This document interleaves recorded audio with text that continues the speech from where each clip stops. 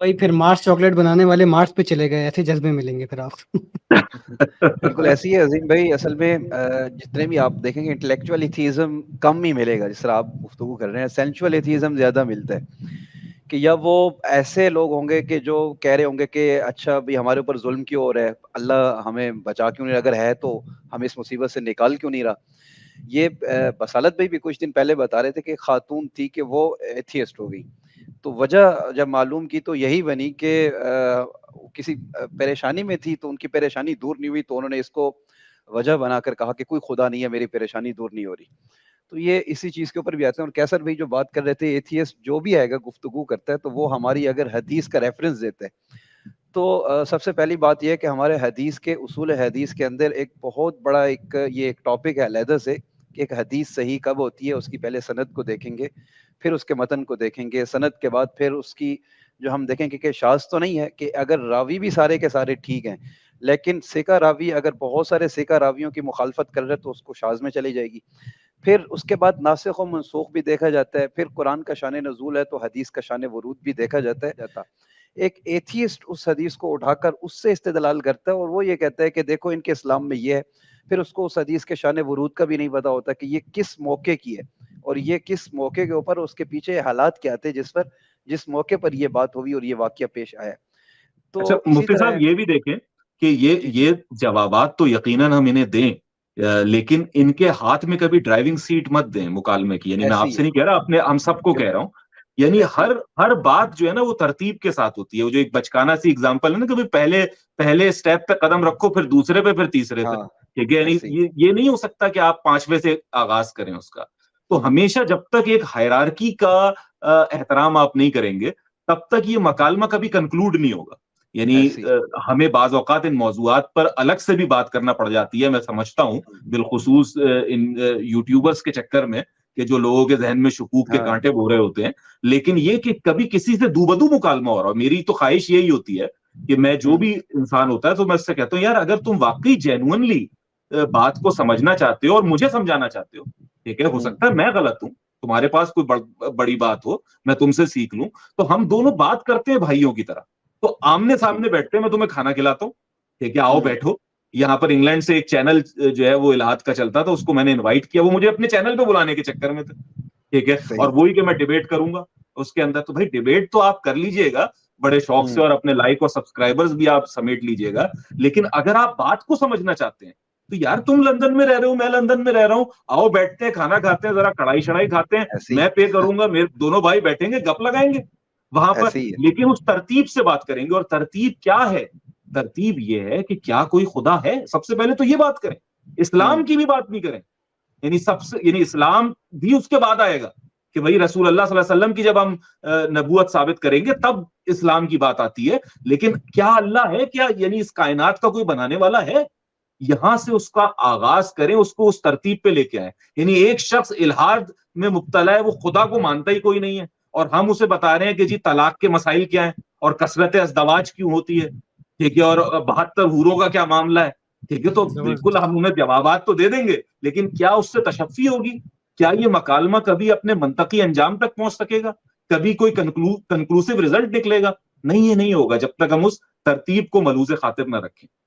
बिल्कुल अजीम भाई ऐसे ही है। अगर एक एथियस्ट से हम गुफ्तगू करेंगे तो बिल्कुल उसके उसूल यही है कि हम उससे बुनियादी उसूलों पर गुफ्तगू करेंगे। ये तो बात की बात है कि अगर वो खुदा को तस्लीम करेगा तो फिर हम आएंगे, उससे चलेंगे, आओ नबूवत पे बात करेंगे, फिर उसको समझाएंगे। ये जो बिल्कुल। मैं बात कर रहा हूँ हम उन लोगों के लिए कर रहे हैं जो हमारे सादा मुसलमान हैं। उनको सुनकर वो बेचारे तशकीक का शिकार हो जाते हैं, वो शक में पड़ जाते हैं। अभी जो मैंने बात की ना कि हमारे मुसलमान, वो एक खातून थी जो एथियस्ट की तरफ चली गई हैं, वो इस चीज़ को लेकर चली गई हैं कि भाई हमारे ऊपर जुल्म हुए तो अल्लाह हमें इससे निजात क्यों नहीं दे रहा। अभी हमारे यहाँ पर एक यूनिवर्सिटी के कुछ दोस्त हैं, वो उन्होंने इनको स्टडी किया और फिर उसके बाद कुछ ऐसे मसाइल पैदा हुए और वो इलाहाद की तरफ चले गए। तो आप वाली ये बात बड़ी ज़बरदस्त है कि मैंने भी उनका खाना किया। मैंने कहा चलते हैं बाहर कहीं कैफ़े में बैठते हैं, चाय शाय पीते हैं, उसके बाद आपके जितने भी इश्काल हैं आप करें, उस पे हम गुफ्तगू करेंगे।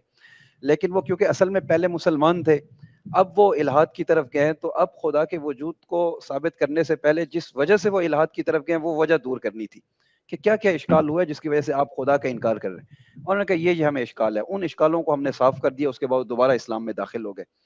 تو الحمدللہ یہ اپنے مسلمان بھائیوں کے لیے. ہاں الحمدللہ. تو جو ایتھیسٹ آئے گا تو وہ تو آپ والی بات ہے انشاءاللہ, اس سے تو پھر گفتگو ایسی ہونی چاہیے جو آپ ہی کہہ رہے ہیں کہ پہلے اصول پہ گفتگو ہو, باقی جو ہے طلاق کا مسئلہ ہو, یہ مسئلے تو بعد کے مسئلے ہیں, خدا کے وجود پر گفتگو پہلی ہے.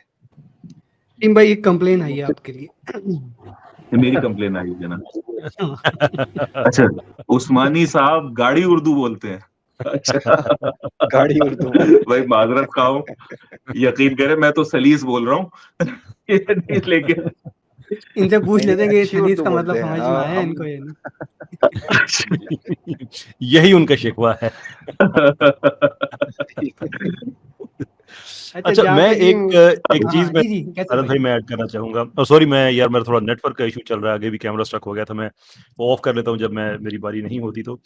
اچھا ایک چیز میں اس میں ایڈ کرنا چاہوں گا کہ اب کافی تجربہ ہو گیا پاکستان میں, یونیورسٹیز میں بھی ان سے کے ساتھ گفتگو, اور کچھ لوگ ہیں کہ جو واقعی سیکھنا چاہتے ہیں تو ہمارا مزاج ہونا چاہیے کہ ہم انہیں سکھائیں. کچھ لوگ ایسے ہیں کہ جو بحث برائے بحث میں جاتے ہیں تو اس کا ایک اور طریقہ کار ہے, اور کچھ لوگ ہیں جو اپنے سینکٹمونیس گھوڑے پہ نہ بیٹھ کے ان کو بڑا ہوتا ہے کہ ہم اسلام کے ساتھ ٹھٹھا کریں, تضحیق کریں اور بس ہر چیز مذاق میں لے جائیں.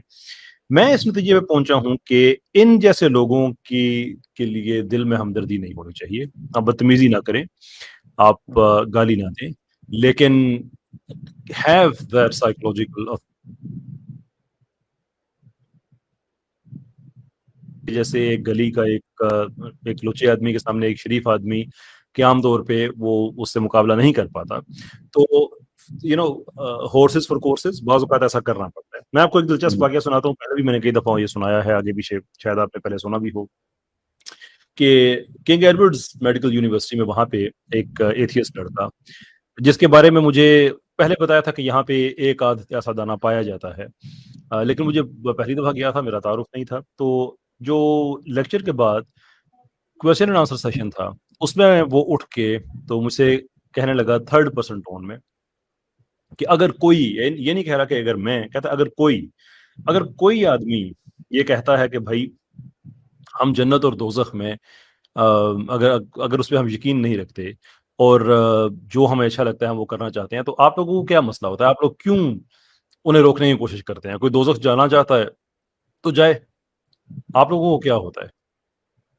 میں نے کہا جی کچھ نہیں ہوتا, بڑے شوق سے جائے, اللہ نے بنائی اس لیے ہے, پورے پروٹوکول کے ساتھ وہاں پہ فرشتہ کھڑا کیا ہوا ہے, وہ پشانی کے بالوں سے پکڑ کے گھسیٹتا وہ اندر لے کے جائے گا. شور, کس نے کہا ہے بچانے کی کوشش کرتے ہیں؟ وہ سارے ہنس پڑے, وہ تھوڑا گھبرا گیا. مجھے وہ بعد میں انہوں نے بتایا کہ یہ وہی لڑکا تھا. میں نے کہا اچھا.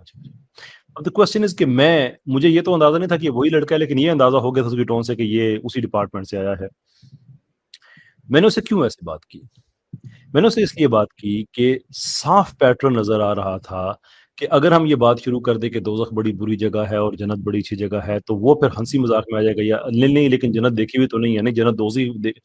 یہ ایک ایمان کی گفتگو, ایک فلسفی گفتگو ہے, اس کو ہم ایمان کو سائڈ پہ رکھ کے پیورلی فلسفی کے لیے ایڈریس کر سکتے ہیں. ایمینوئل کانٹ نے کیا اور دنیا کے فلاسفرز جنہوں نے کیا, یس وی کین ڈو اٹ. لیکن آپ کے سامنے جو فکری طور پہ ایک جسے ہم کہتے ہیں لوچا لفنگا کیٹیگری, اس طرح کا آدمی ہے, then some times you have to اپنی بھی قمیض کے بٹن کھول کے آپ کو تھوڑا سا ہوتا ہے کہ لیٹس میچ. بالکل قیصر بھائی, اور اس کی ہمیں میرے خیال سے ایک طریقے کی تعلیم بھی ملتی ہے رسول اللہ صلی اللہ علیہ وسلم سے, کہ ایک ہی سوال کے مختلف جواب انہوں نے مختلف شخصیات کو دیے ہیں اس کی نفسیات کو مد نظر رکھتے ہوئے, یعنی جو سامنے والا ہے. تو بعض اوقات آپ کو شاک ٹریٹمنٹ دینے کی ضرورت ہوتی ہے. بلکہ میں آپ کو ایک مزے کی بات بتاؤں, کچھ عرصے پہلے, کچھ سال پہلے یہاں لندن میں غامدی صاحب آئے ہوئے تھے, تو ان سے میری ملاقات ہوئی.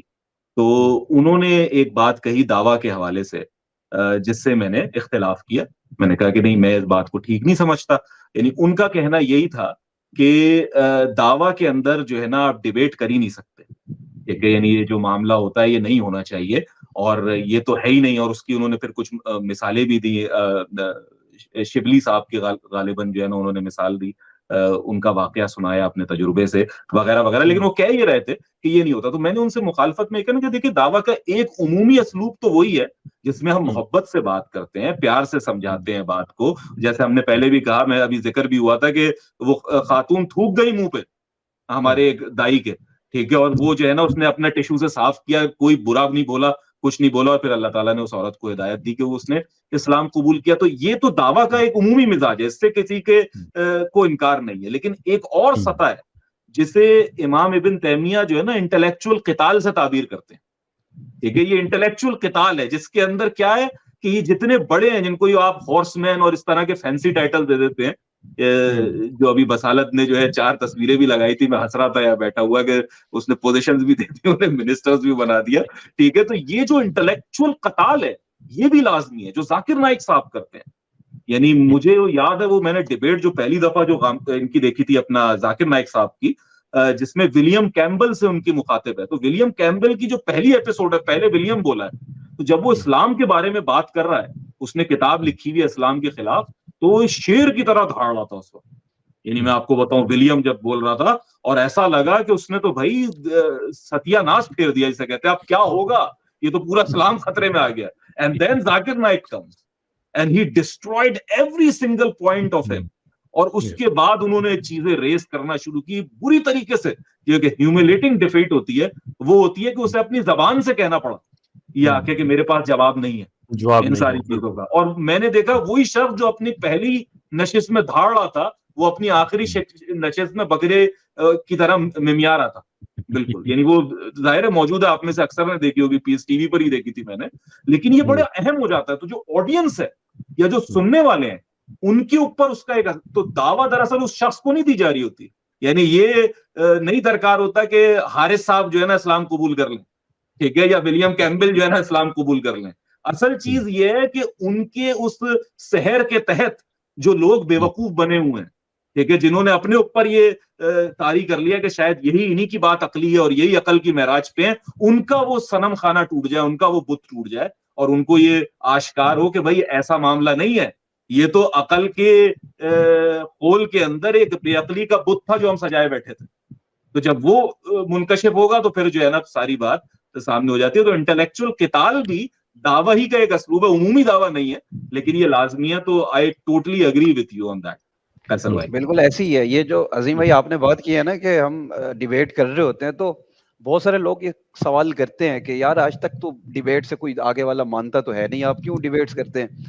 تو ہم ان کو یہی بات کہتے ہیں کہ آپ نے جو بات کی ہے نا کہ اس کو منوانا ضروری نہیں ہوتا. پبلک جو دیکھ رہی ہے, لوگوں کے سامنے دلائل آ جاتے ہیں, لوگوں کو 2-2-4 کی طرح ایک موقف سامنے آ جاتا ہے کہ یہ موقف حق پہ اور یہ موقف باطل پر ہے. تو ڈیبیٹ کا مطلب یہی ہوتا ہے. زبردست آپ نے اس پہ جو بات کی ہے کہ اس میں جو ہمارے لوگ بہت سارے اکثر, کیونکہ اب جو سنتے ہیں ان کو تو پھر وہ کہہ رہے ہوتے ہیں کہ یہ دیکھیں انہوں نے یہ اشکال کر دیا, اس کا جواب کیا ہے. یا پھر ہمارا اگر ڈیبیٹر تھوڑا سا ڈھیلا پڑ جائے تو پھر لوگ اس میں بھی چلے جاتے ہیں کہ یہ دیکھیں ہمارے پاس جواب نہیں تھا, تو اس کا مطلب ہے کہ ہم حق پر نہیں ہیں. تو ڈیبیٹ کا مقصد یہی ہوتا ہے کہ وہ تو نہیں مانے گا, آپ والی بات ہے, حارث تو نہیں مانے گا, لیکن اللہ اس کو دے دے ہدایت. لیکن جو سننے والی پبلک ہے, بہت سارے لوگ وہ سن کر اسلام کی طرف آ جاتے ہیں کہ دلائل کس کے مضبوط تھے اور کون حق پر اور کون حق پر نہیں ہے. بڑی زبردست بات کی آپ نے, اور میں اس بات کو نا ایک تو عظیم اور رحمان اسماعیل صاحب نے بھی اس کو بڑا اچھا ایکسپلین کیا, اور اس کو ریلیٹ کروں گا میں. کیسر بھائی نے جو بات کی تھی, وہ اپنا یونیورسٹی کا اسٹوڈنٹ کا جو بتا رہے تھے کہ دوزخ کے بارے میں اس نے سوال کیا, تو اس کے بارے میں سوال کیا کہ جیسے زندگی مجھے گزارنی ہے, تو انہوں نے تھوڑا سا سرکاسٹک ہو کے کیسر بھائی نے کہا کہ جب فرشتے گھسیٹ کے لے جا رہے ہوں گے. تو اسی طرح جب آپ نے بھی ابھی حارث کی مثال دی, اسی مثال سے مجھے یاد آیا کہ میں نے جب حارث سلطان کو شروع میں دیکھنا شروع کیا اور اس کے اشکالات سنے, تو مجھے یہ ایسا لگا کہ شاید یہ حق کا متلاشی ہے یا یہ ریبل کر گیا ہے. اور یقین جانیں کہ 2018 یا 19 کی بات ہے, میری اس سے پہلی بار گفتگو ہوئی تھی فون پر. تو یہ لوگوں کو پرووک کرتا تھا کہ یار آؤ مجھ سے بیٹھ کے بات کرو, مجھ سے چیلنج کرو, فلانا جمع کر. تو میں اس سے میری بات ہوئی اور اس نے چیلنج کیا مفتی طارق مسعود صاحب کو. تو میں اس کا پیغام طارق مسعود صاحب کے پاس لے کے گیا, اور پھر اس نے باقاعدہ ایک پرسنل میں پرائیویٹ میسیج بھی ریکارڈ کروایا حارث نے, اور میں نے ایکسچینج کی ان کی کنورزیشن, مطلب ایسی تو ایکسچینج نہیں ہوئی, لیکن مطلب میں بیچ میں جو تھا انٹرمیڈیٹ بنا ہوا تھا. تو طارق مسعود صاحب نے کہا کہ بصارت بھائی اس کو جو ہے نا, اگر اس کو چھیڑ دیا نا, یہ مشہور ہو جائے گا. اور عظیم بھائی اس بات کو بڑے اچھے طریقے سے سمجھتے ہیں, کیونکہ عظیم بھائی سے پھر میری گفتگو ہوئی.